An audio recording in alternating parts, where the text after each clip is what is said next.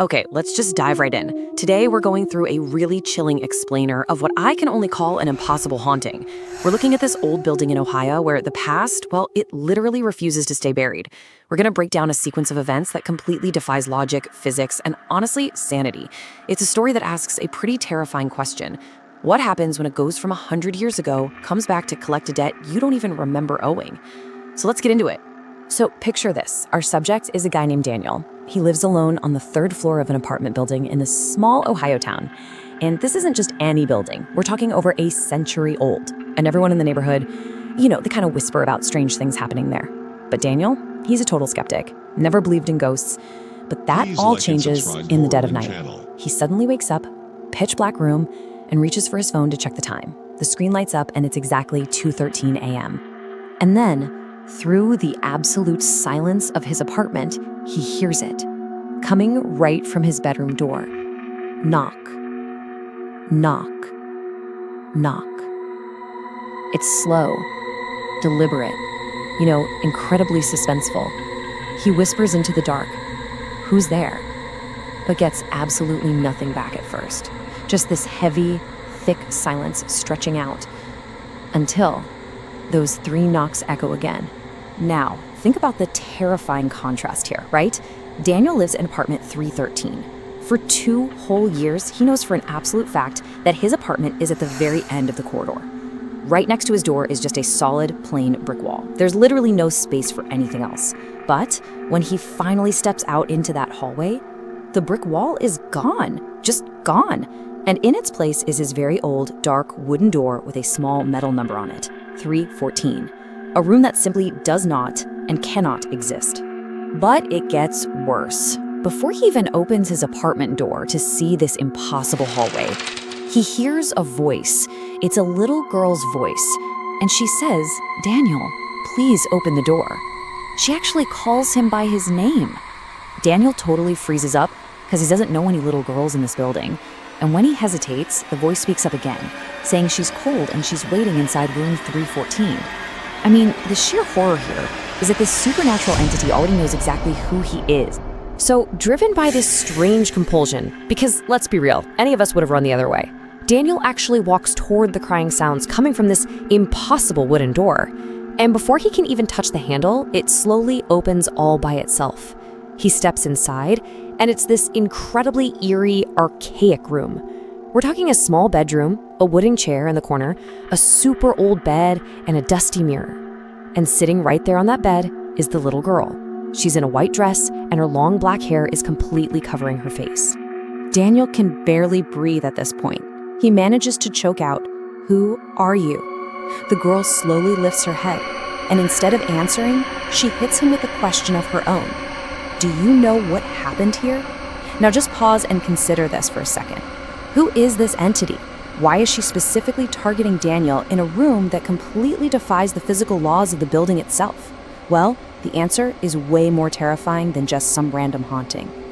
The girl points at that dusty mirror and tells Daniel to look. He turns. And at first, it's just his own reflection. But then he realizes the little girl is no longer sitting on the bed. She is standing directly behind him in the reflection. He spins around in an absolute panic, but the room is totally empty. The bed is bare.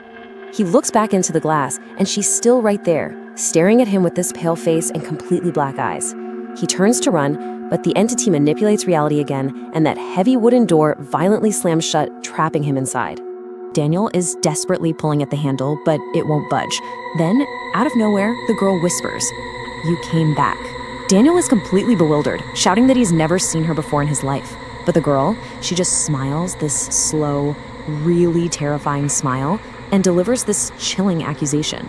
"You promised you would never leave me again." Right after that, the girl points to an old photograph hanging on the wall. Daniel walks closer, and I swear his blood must have absolutely turned to ice. It's a picture of an old-fashioned family, a man, a woman, and the little girl. But as Daniel stares at the man in the picture, he realizes he's staring at his own face.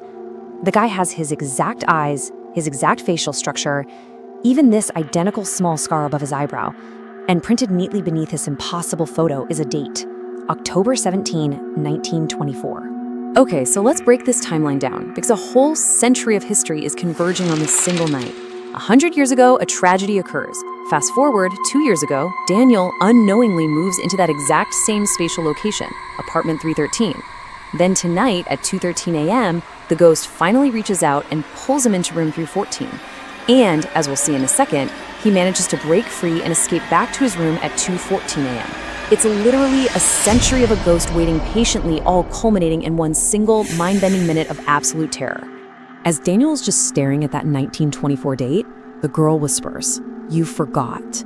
And suddenly, this flood of memories that aren't quite his own just rush into his mind. He remembers a little girl laughing. He remembers a wooden house. And then, a terrible, roaring fire. He sees a man running away in pure terror while a child screams behind him. Daniel falls to his knees as the horrific twist really sets in. He wasn't just a random victim. He's the reincarnation of the brother who abandoned his younger sister to the flames back in 1924. And she's been waiting almost 100 years for him to come back. Daniel just starts screaming. Miraculously, the door to the hallway suddenly flies open. He sprints down the corridor, bursts into his own apartment, and slams the door shut, hands violently shaking. Desperate to just ground himself in reality, he looks at the clock. It reads 2:14 a.m. Think about that. After a lifetime of memories, a conversation with a ghost, and staring into an impossible mirror, he realizes that in the physical world, only 60 seconds have actually passed. It's like time itself is fracturing around him. He's trying to catch his breath, right? But the supernatural entity is no longer contained to room 314. It has completely breached the safety of his own apartment. He hears that knocking again. Knock, knock, knock. But this time, it's coming from inside his own bedroom closet. He opens it, but finds only darkness. Just as he does, his cell phone rings. The caller ID shows an unknown number. He answers it, and there's this long silence, until finally, he hears a voice on the other end. But it's not the girl, it's his own voice. His own voice whispers through the receiver, "Don't open the door." It's this bizarre, terrifying warning from some fractured part of reality or time. But honestly, the warning comes way too late. Daniel slowly turns toward his apartment entrance to see that the door is already wide open. And standing right there in his hallway is the little girl. She smiles at him and whispers, "Daniel, you promised you would never leave me again." And with that, the lights completely go out. The aftermath of this night is just chillingly factual. The next morning, local police arrive to find Daniel's apartment completely empty. There is absolutely no sign of a struggle, no footprints leaving the scene, no blood, just nothing. Daniel has vanished entirely from the physical world, seemingly pulled right out of existence by a century-old grudge. But he didn't leave without a trace. On the wall of his bedroom, investigators found 3 words written in these wet-looking black letters: "Room 314 is open." And the story doesn't even end there. To this day, every single night at exactly 2:13 a.m., the residents of that old building hear 3 deliberate knocks coming from behind the wall. And sometimes they can hear the faint whisper of a little girl asking Daniel to please open the door. Which leaves us with a pretty haunting question to think about. No matter how much time passes, or even how many lifetimes go by,